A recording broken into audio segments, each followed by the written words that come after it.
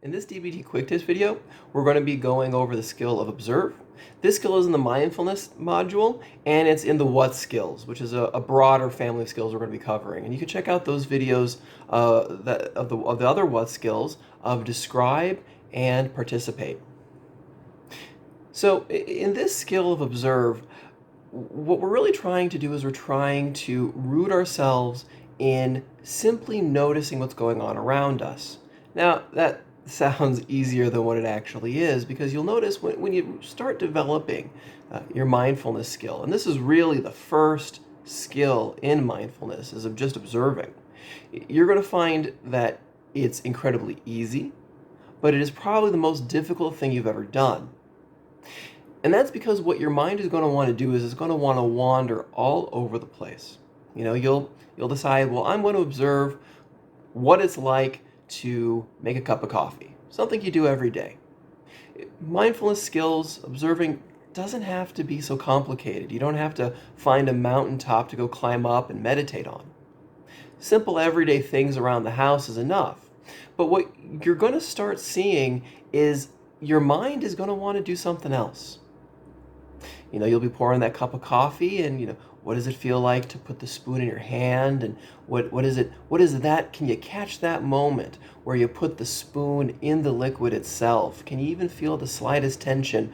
Oh, I got to do my taxes. I can't believe, I'm already 5 minutes late. Oh, wait a minute, wait. Back to the mindfulness. Okay, back to that spoon, and we're turning that thing, and this is the dumbest thing I've ever done. I can't believe I'm doing. Wait a second, mind, stop. Wait a second. Do you really need to do mindfulness? I mean, seriously, this seems pretty hard. Is it really worth it? No. The mind wants to pull you out of the moment. It wants to go to judgments. It wants to plan ahead. It's worrying about the past. It wants to jump in the future. And those are the places that are causing the most suffering. So with this observe skill, and any mindfulness skill you're going to be developing, that is the problem you're going to confront. But that's a good sign, because that is exactly the issue you want to be tackling. The fact that's coming up is just evidence that this is a skill that you need to work on. And it's something everybody does. Even if you're the most disciplined mindfulness guru, your mind is going to want to do that. So in that sense, this being a normal struggle anyone would go through, well, you really can't fail at mindfulness. That's okay that your mind wanders. You can't stop that. But what you can do is always bring that mind back. It's almost like a naughty little puppy on a leash. You don't want it going in other people's gardens. You don't want it tearing up people's grass. Just stay on the sidewalk. Well, you got to walk that thing every day. So what you have to do is constantly bring it back onto the sidewalk, keeping it out of people's flower beds, keeping it out of people's grass. And that's what mindfulness is. And so what you're really training your mind to do is bringing it back. So if you have to bring your mind back every second, that's fine. That just means every second you exercised what you needed to exercise, getting that doggy of a mind back on the sidewalk. So observing specifically, you're going to notice if you look at the other videos of describe and participate, this is actually a progression of types of mindfulness exercises that ultimately are going to get you into action. But the key here is doing them in order, being able to control that order, because here you're going to get into a lot of problems.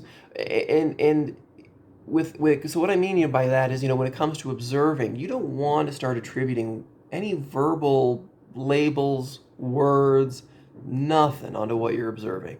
You're really trying to root yourself in a physical sensation.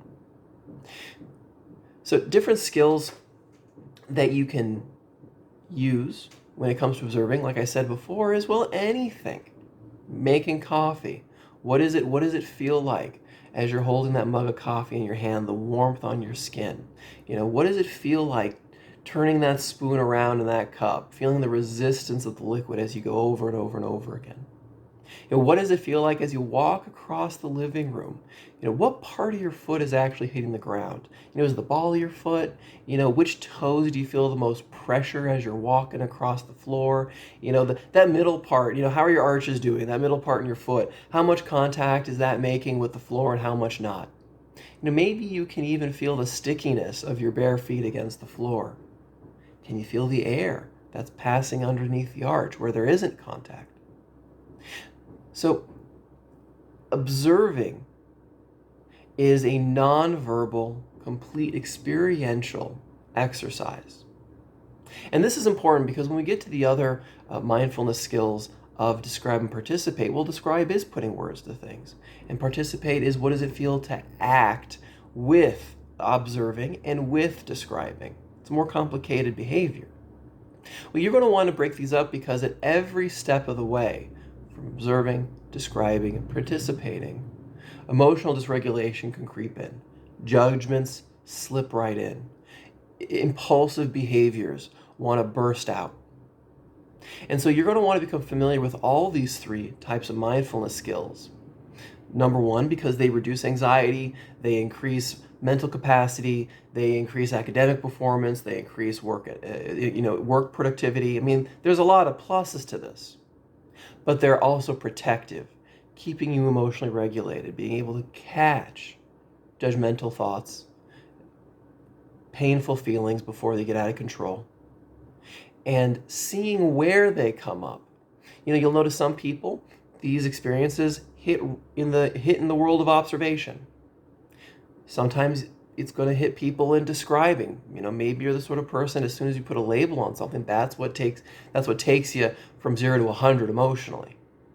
Or when you're acting out your observations and descriptions of the world. Everybody's different. And so getting an expertise in all three is going to help you figure out, well, where do your problems come from? Number one, and are going to be where you're going to need to work most to solving those problems. So again, some suggestions in what sort of mindfulness things you can do, is really rooted in the five senses. What is, observing can be visual. What do you see in your environment? Taking 5 minutes every day, twice a day, to look around as you're walking down the street from your bus to work. You'll be noticing things you never saw before. Or smelling. What does it smell like in your house as opposed to your job or outside? The different rooms of your house. Gaining awareness how they smell. So all these five senses that a person has, that's where you're gonna make money with this particular skill. And the beauty part, like I said before, is it's always with you. You can always see, you can always hear, you can always feel. Yeah, to give you an example of a mindfulness skill that's pretty useful, that I actually enjoy, is being able to catch the moment in between when you inhale and exhale. Where's that pinnacle where inhaling ends and exhaling begins, and catching that moment? On top of that, it's really nice combining skills. You can check out my video on paced breathing, which is an emotion dysregulation skill, where what you're going to want to do is you're going to want to have a breathing in 3 to 5 pattern, where you're breathing in for 3 seconds and exhaling for 5. People call this battle breathing, or, for you sensitive souls out there, this is calming breathing.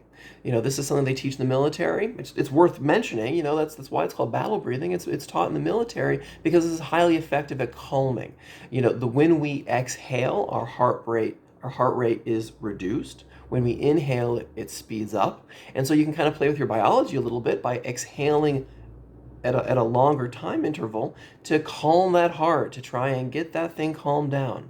And managing the oxygen intake, again, is another great biologically based way of calming down. Another mindfulness observation exercise I like is feeling the texture and the temperature of a wall. How cool or how warm is it? Again, these are just a couple examples. But again, the main idea is observe the world around you, reserve labels, reserve judgment, and just sit with it. Make sure you bring your mind back to it again, back to it again, back to it again. And be, being willing to invest 5 minutes 2 times a day, trying to build that one up to 10 minutes 2 times a day, that's where you're going to see the most massive gains. I hope this video was helpful. If you like it, go ahead and give it a like. You can drop me a comment by shooting me an email or putting a comment in the comment box. And if you want to support my work, you can check out my Patreon account.